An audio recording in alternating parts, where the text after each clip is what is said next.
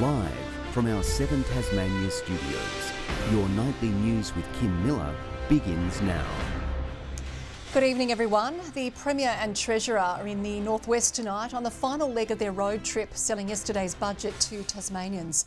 They're attempting to quell widespread dissatisfaction and pour cold water on claims the state won't return to surplus as promised. In the south, the north and on TikTok. The sales pitch for yesterday's budget is in full flight, pulling out all the stops to convince the naysayers the record infrastructure spend isn't money down the drain. Tasmania is going to continue to move forward. Our economy will continue to grow. And I think that that's a standout outcome. But in many people's eyes, the cash splash is reckless against a backdrop of skyrocketing public debt and negative interstate migration. If they don't start taking actions to restore confidence that Tasmania isn't going to face a financial crisis at some point in the future, then that acceleration of people will continue regardless of whether the government's spending money on chocolate fountains or not. It is under their stewardship that Tasmania will have the worst finances in the nation. There's also displeasure about $450 million in so-called efficiency dividends, forcing savings from a public service which has 5 full-time employees for every 100 Tasmanians, but the government insists won't impact frontline roles. There is no backroom left in our public sector. That the back line is the front line. They provide the support. It's already been cut after a decade of the Liberals in budget. The privatisation of public assets to pay down debt isn't being ruled out, but also isn't part of the plan. We don't need to sell any assets. The budget position does move to a surplus position. The pathway is there for all to see. But the government's accused of fudging the numbers when it comes to that promised surplus, relying on calculations which ignore the infrastructure spend in order to paint a rosier picture. Or to be calling that a surplus is actually giving people a false impression. Tasmania's cash deficit in 2027-28 will still be something like $1.6 billion. When you're running deficits of that order of magnitude, you cannot begin to repay debt. When I say surplus, I mean a real surplus, and one which caps out the borrowings and allows the state to then normalise. And I would believe by that time the state will have well and truly weathered the economic headwinds. Labor will deliver its budget reply in Parliament next week. Nick Kelly, 7 Tasmania News. There are now tougher consequences for big businesses who don't pay their smaller suppliers. A new dashboard naming and shaming those who do the wrong thing, so traders can make informed choices about working with the big boys. A warning off notice to big businesses doing the wrong thing. We are seeing small businesses failing or choosing to exit the market. There's a lot of small business fatigue out there, and getting paid is part of that fatigue. A new dashboard revealing exactly how long some of the big players are taking to pay small Tasmanian traders and suppliers. It's part of a federal reform offering incentives for quicker payments, but also disincentives for those who don't pay on time. Name them as a slow payer, and they will have to put slow payer on their invoices and on their material and on their website. Cash flow stress has been a problem for decades, according to our state Small Business Council. Many stakeholders concerned about long payment terms of up to 90 days and the impact on supply chains. Do their staff get paid? Are their staff superannuation getting paid? Is insurance being paid? Is that small businesses' suppliers getting paid? That has a long downstream effect which can be very, very costly. Currently, the average pay time for a big to small business transaction is 35 days. The council hoping to reel that into 30, with only 69% of suppliers paid within that time frame. This tool will be a tool that they can use to assess whether or not they provide credit to their customers. Ruby Cairns, 7 Tasmania News. The first of the new spirits is now in the hands of TT Line following the official handover ceremony at a Finland shipyard where the vessels are being built. The milestone marks a major step forward in the multi-year project, which has been weighed down by extensive delays and cost blowouts. TT Line CEO Bernard Dwyer says a Spirit 4 vessel is now ready for final preparations at home in Tasmania before it begins service, but a date is still to be confirmed.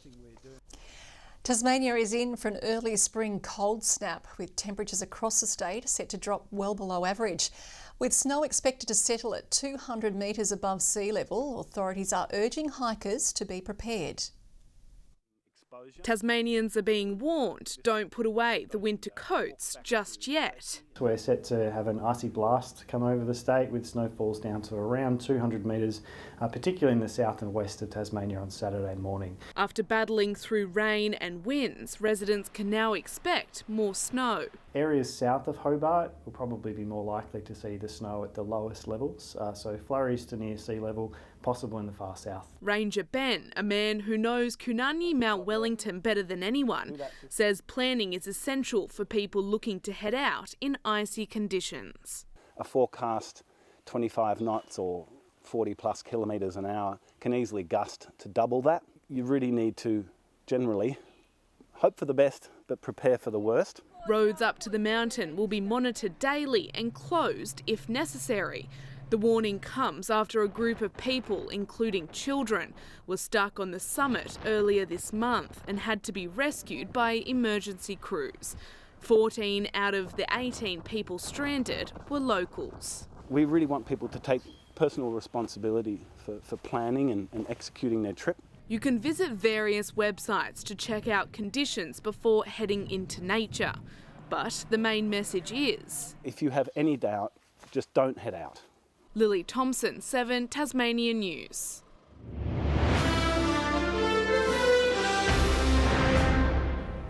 If you look to Hobart skies this weekend, you might just catch a glimpse of 2 Royal Australian Air Force flyovers, signifying the 84th anniversary of the Battle of Britain.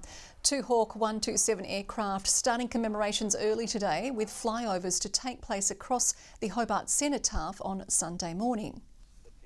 The PC-21s and the Hawk 127 all have the same characteristics. They still operate in the air, they still are used in combat. The battle was crucial in protecting the United Kingdom from Germany in World War II. Tasmania has recorded a big spike in coastal drowning deaths in the past 12 months. A Surf Lifesaving Australia report finding critical injuries could have been far worse if not for the dedication of volunteer lifesavers. A holiday on Tasmania's coastlines is supposed to be a fun-filled adventure, but it doesn't always end that way. Tasmania recording a 233% increase in coastal drowning deaths over the past 12 months, a 70% increase on the 10-year average. And we were very concerned last summer that people were getting out unprepared, wanting to use gear and equipment, go back to beaches, waterways, shacks, and return to normal activities with a hotter summer or a more normal summer. And tragically we saw that impact with more lives lost than we would hope. The data revealing men in age groups 30 to 39 and 70 to 79 are the most prone to drowning and usually occur within 1 kilometre of surf life-saving services. People now don't want to be told where to swim, and even if they're swimming outside the flags and drifting towards a rip, when the lifeguards or lifesavers say, you know, you should really move back to within the flags, you know, everyone knows what's right and everyone wants to be an individual these days. Mr Lyons says stronger undercurrents at beaches and people being oblivious to the dangers played a key role in drownings. Of course, rips are about a third of the national drowning, so rip currents, but when people don't recognise them and don't be aware of them, that's another potential risk. Not surprisingly, most occur in summer. Our Lifesaving Committee is working very closely with all of our clubs and our affiliates on when they put patrols up, what hours, when are people going, how do we cope when we get a long, warm evening. Melinda Ogden, 7 Tasmania News. Hobart's Rest Point has come alive with local artwork on display for the Rotary Club's annual exhibition. The event aims to showcase emerging talent while also raising vital funds for community programs. The bold, bright works, considered to be the cream of the crop, all featuring in Hobart's Rotary's annual charity art show. Very excited to be doing this. It's the 35th consecutive year that we've held it. The showcase exhibiting over 400 pieces from established and emerging artists across the state. We've got somewhere around about 175 different artists. People from as far as Ulverston, Burnie, Launceston come, although they are mostly from the south. The diversity of works here, it's just amazing to see. It's a real testament to the quality of the artistic community here in Tasmania. The event will showcase new and loyal creators, young and old, giving experienced and budding artists the rare opportunity to exhibit and sell their work. I started being an artist 12, 13 years ago, so I pretty much have always entered it. This opportunity to exhibit is a real stepping stone for their confidence and their self-belief in their artistic talents. It's also an extra special occasion with the organisation marking its 100th anniversary while raising much needed funds for community projects. This is one of 3 large fundraisers that we do as a club throughout the year. We are committed to providing $100,000 of grants and support to community organisations as part of the celebrations of that anniversary. The exhibition will run until Sunday, with all pieces on display and up for sale at West Point. Rebecca Gaidaneris, 7 Tasmania News. Tasmanian stargazers have been treated to another spectacular show, with the Aurora Australis putting on a dazzling display last night. The geomagnetic storm sending clear bursts of solar flares over northern skies. However, cloud-covered dampened vantage points throughout the south. Often with Tasmania, we're playing the game of we know that there's good potential for aurora activity, but cloud cover is usually the thing to pick. Those lucky enough to capture it flooding social media with colour this morning, sharing their prized photos.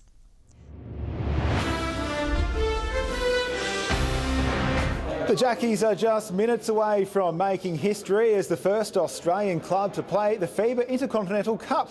The team was getting in a final practice session in Singapore this morning before tonight's game against Argentinian outfit Kimsa, who are backing up after an exhausting loss to the NBA G League United.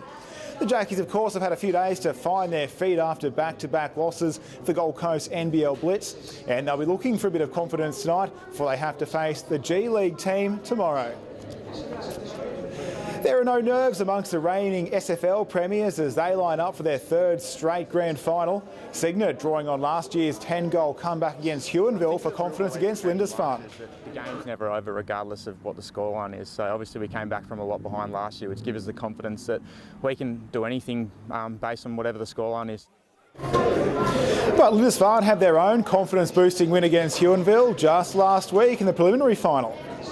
Last quarter when they were coming home, but we were able to hold off, and yeah, now on to the granny. I think we were down on Monday night trying to pick the side and changing rotations and changing people in different positions. In the northwest, Burnie and Wynyard face off in Saturday's preliminary final to play next week's decider against Devonport. Good evening. Hobart 14 today, 17 the high for Launceston. Devonport and Bertie recorded 15. Friendly Beaches 16, 15 on Flinders Island and also at St Helens, Maria Island and Bushy Park. King Island and Smithton 14, 13 for Grove, 11 in Strawn and 8 the high for Lyweni. The satellite shows areas of low to mid-level cloud moving in from the west today. Now that cloud also persisted across the Bight, pushing over Victoria and to the west of Tasmania. Tomorrow, a high pressure system will shift to the south of the Bight, directing a southerly flow over our island state. South to southwesterly winds 20 to 30 knots, with west to southwesterly swells building to 4.5 metres. There is a strong wind warning for waters between east of Flinders Island all the way around to Stanley, to include Frederick Henry, Norfolk, Storm Bay and the Channel. We also have a road weather alert for the Western, the Central Plateau Midlands, East Coast, Upper Derwent Valley and the southeast forecast districts. A bushwalkers weather alert is also in place for the Western and Central Plateau, and a warning to sheep graziers in the southeast. Showery in Hobart tomorrow, just 11 degrees. Snow and showers for Medina 8 and much the same in Oatlands and 7. A shower or 2 on the way for Launceston 12, 13 and possible showers for Devonport. A high of just 3 degrees for Lyweni with snow showers. Partly cloudy in Burnie 12, 11 and showers for Strawn. Showers easing in Marrawar, 10's the top there, although winds will increase. Wet weather extending to the east, St Helens 12, 11 in Swansea and 10 the high for Oatlands. Now on Sunday we're expecting a morning frost at first, followed by showers about the west and far south. Snow will fall to 700 metres in the southwest. Monday showers about the west, south and Bass Strait Islands that will possibly extend to most parts during the afternoon. Showers continue on Tuesday about the west, south and Bass Strait Islands, possibly extending statewide. We're not alone. Showers are also falling in Melbourne tomorrow, Canberra, Cairns as well, although fine and sunny in Darwin with 38 degrees. Cloudy skies across the state right now. Hobart 10 degrees, Launceston 12 and 11 for Devonport. That wraps up weather this Friday the 13th, Kim, and I hope you got through unscathed. Well, so far anyway. Thanks, Kaya. That is all your news and weather for now. I'll be back later with updates and Louise will be with you over the weekend. But for now, on behalf of the entire team, it's good night.